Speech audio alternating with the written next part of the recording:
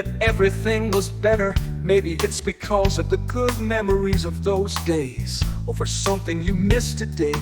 Life sometimes goes so slowly and peacefully that you don't even feel it passing. But when you least expect it, it goes and crushes you with a slab of a decade. And suddenly you feel older, more tired, and with less desire to continue moving forward. And life, slow and calm, keeps moving forward. Other times, on the contrary, it advances like a hurricane.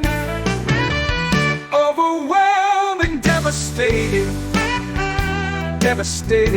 and relentless. And in those moments it shakes you from one side to the other. And when he finally lets you breathe, you don't even dare to get up, for fear that I will knock you down again.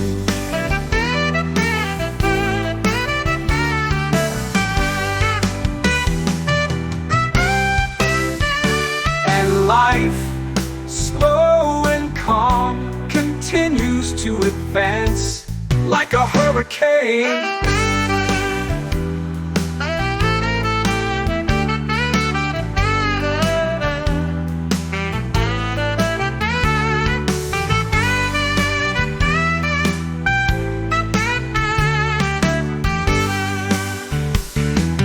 Do not despair in this hectic journey that is life, my friend.